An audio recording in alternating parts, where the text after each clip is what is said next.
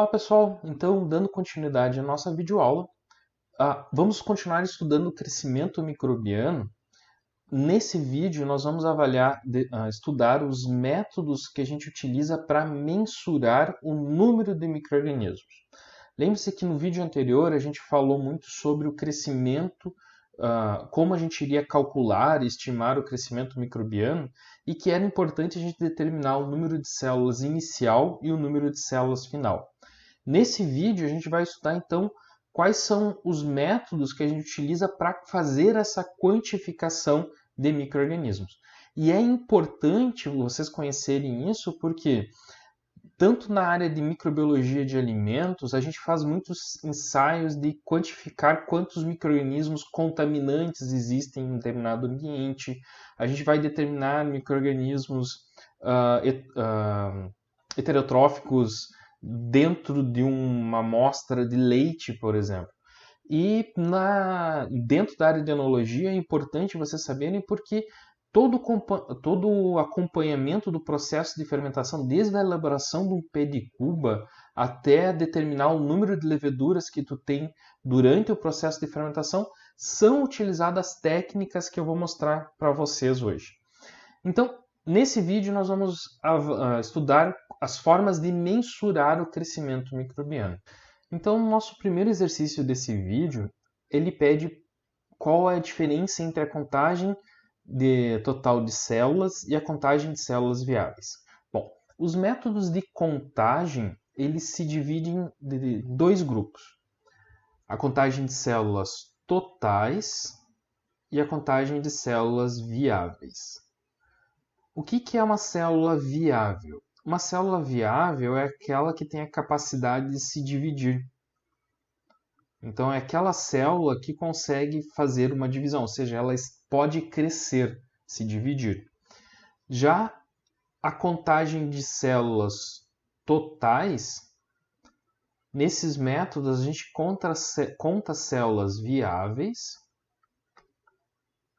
ou seja, aquelas células que se dividem, mas também a gente conta aquelas células não viáveis.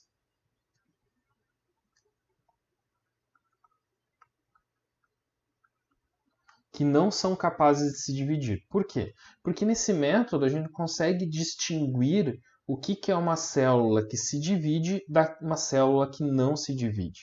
Tá?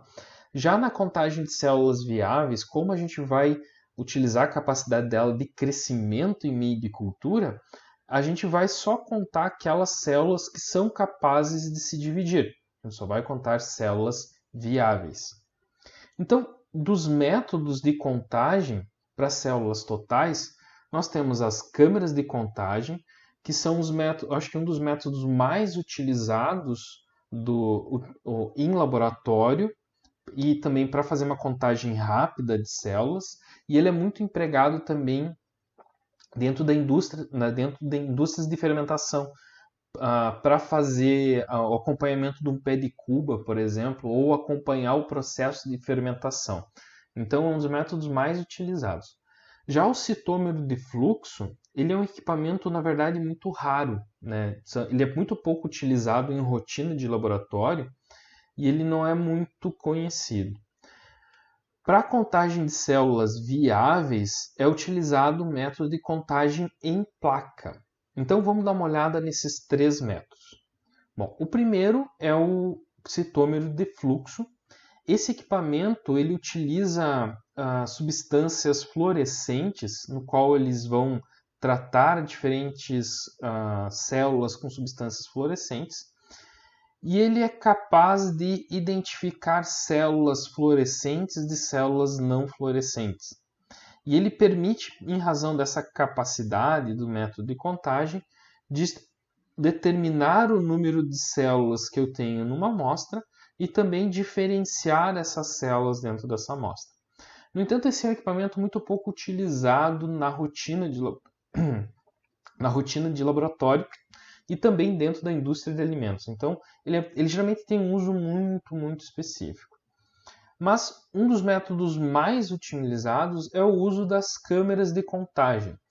Aqui eu tenho um exemplo da contagem de Petrov-Hauser, que é um tipo de placa, mas a gente tem a gente tem no laboratório é uma câmera de Neubauer, também é outra câmera, e nela ela permite contar diretamente as células que estão presentes numa amostra. Então a gente vai, utilizando um microscópio, a gente consegue visualizar as células que estão presentes e fazer a contagem. Eu não vou entrar em detalhes nesse método, e nem no método de contagem em placa, de como a gente vai fazer, porque a gente vai ter 2 aulas práticas que a gente vai fazer essas contagens no laboratório. Então eu não vou me detalhar muito nesse vídeo. Já para as contagens de células viáveis, a gente vai usar o método de contagem em placas. Nesse método, a gente vai utilizar, a partir de uma amostra original, nós vamos fazer uma sequência de diluições e a gente vai retirar uma alíquota dessas diluições e vai crescer essa alíquota em um meio de cultura. Então, aí que dá a capacidade de contar células viáveis. Por quê? Porque apenas células que são viáveis vão crescer nesse meio de cultura. As células que estiverem aqui não viáveis, elas não vão crescer. Tá? Então, essa é uma diferença entre os dois métodos. Existe toda uma técnica também de espalhamento que a gente vai, que é realizada, que é utilizada no laboratório, mas a gente vai fazer essa técnica de espalhamento quando a gente tiver as nossas aulas práticas. Então eu não vou entrar em detalhes aqui nesse vídeo. Tá bom? E aqui é só um exemplo de método de contagem de leveduras que a gente faz de forma bem rotineira no laboratório. E percebam que existe um efeito de diluição aqui. Cada uma dessas placas corresponde a uma dessas aqui, ó, que foram inoculadas. E percebam que aqui a gente tem uma redução no número de células, o mesmo que ocorre aqui. Tá? Então a gente tem uma diminuição no número de células. Tá bom? Mas não se preocupe com os detalhes do método que a gente vai discutir eles melhor em aula prática. Então, a nossa próxima questão pergunta como a turbidez pode ser utilizada como uma medida do número de células. Então, percebam essa imagem aqui. Eu tenho um frasco de Erlenmeyer no qual ele está translúcido, né? Então eu não vejo nada que esteja tornando ele turvo. E observem esse frasco de Erlenmeyer aqui. Esse Erlenmeyer ele está com esse caldo aqui, esse meio de cultura, ele está turvo. Isso indica que houve crescimento microbiano. Aqui existe crescimento microbiano e aqui não. Então percebam que o crescimento microbiano torna o meio mais turvo em comparação ao meio original. Então, com base nessa propriedade, a gente consegue mensurar de forma indireta o crescimento microbiano a partir da turbidez do meio. Como é que é feito isso? Bom, nós utilizamos um espectrofotômetro, né? Então é um equipamento que ele consegue medir a partir de um determinado comprimento de luz quanto de luz está sendo incidido em cima de uma célula fotovoltaica, uma célula que é sensível à luz. Tá? Então, imagine assim, eu tenho nesse meu equipamento, ele tem uma fonte de luz, né? Aqui ele está representado numa lâmpada, mas é uma fonte de luz. Essa luz é emitida em diferentes espectros, em diferentes comprimentos de onda.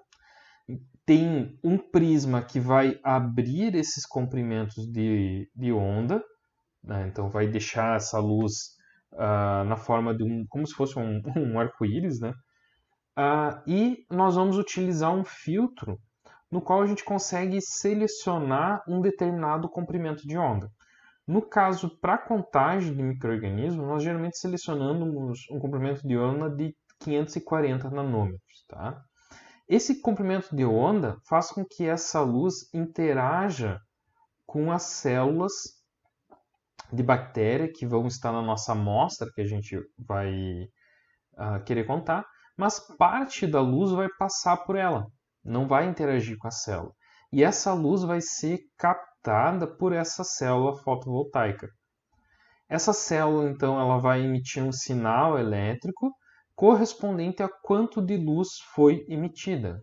Então, eu sei quanto de luz saiu, a quantidade de luz que saiu aqui, a quantidade de luz que passou, e eu consigo estimar o quanto, quanto da minha luz foi absorvida pelos micro-organismos, pelas bactérias ou leveduras que estavam nesse meio.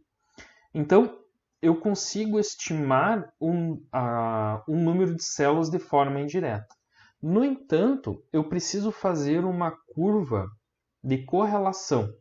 Eu preciso correlacionar o número de células que eu tenho com a densidade óptica que eu observo no equipamento. Então, eu preciso fazer essa correlação para poder dizer que num determinado valor da densidade óptica observada, isso vai corresponder a um determinado número de células. Então, eu monto uma curva de regressão, uma curva de correlação, e a partir dessa curva de correlação, eu consigo estimar quantas células tem na minha amostra. É um método muito interessante de ser utilizado, porque ele é muito rápido, né? Então, eu coleto uma amostra, previamente eu monto essas curvas de concentração de célula em razão da densidade, e aí a partir dessa curva de concentração eu determino a densidade óptica e eu consigo facilmente fazer isso. No entanto, esse tipo de medida ela é uma medida que ela é muito viável no momento de crescimento exponencial. Mas a partir do momento que as células começam a entrar numa fase estacionária, a gente não consegue distinguir mais o que é uma célula viável de uma célula não viável. E muitas dessas células que estão aqui, elas acabam sendo células mortas. Então, o método ele se aplica muito bem para estimar o número de células quando elas estão no crescimento exponencial. Mas quando elas entrarem na fase de estacionária e de morte, aí a gente já não consegue mais diferenciar. E é muito difícil detectar o momento quando ele entra na fase de morte. Por quê? Porque a gente não consegue diferenciar células vivas e células mortas.